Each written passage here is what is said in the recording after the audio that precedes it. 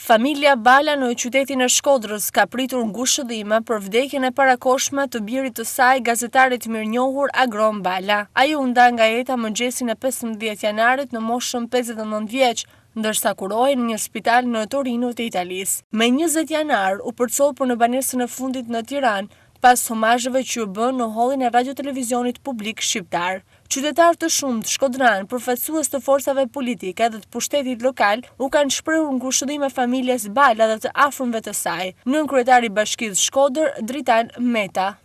Para pak ditë është ndarë nga jeta zoti Agron Bala, një nga gazetarët e shuar të Shkodrës, një gazetar me figurë shumë të shuar, nga ana tjetër edhe një qytetar brillant. Ne sot I shprehim ngushëllimet familjes, bashkohemi në vëdhimin e tyre. Një qytetar me kontribute të konsiderueshme në gazetarinë dhe publicistikën shqiptare e ka vlerësuar Agron Balën, kryetari I klubit të shkrimtarëve Shkodër, Skënder Temali.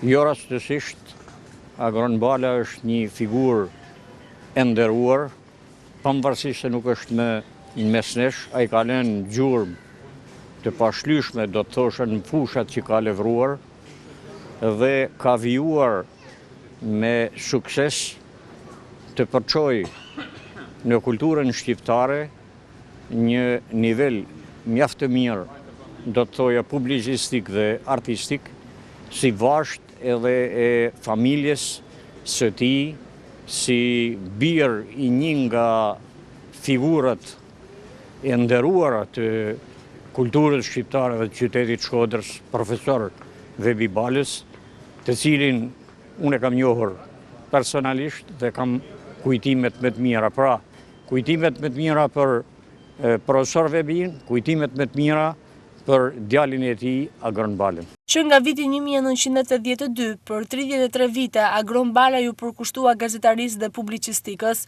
fillimisht në organe të ndryshme shtypi, e më pas në radio dhe në televizionin publik shqiptar, pedagog I gazetarisë, si dhe për 2 vite bashkëpunoi dhe me TV1 Channel, duke drejtuar emisionin Forum. Veç shumë shkrimeve, botimi të 2 romanëve Jetë mes 2 kohësh dhe Kohë zhurmash, mbi 100 dokumentar e formate radio-televizive, mbajnë autorsinë e të ndjerit Agron Bala.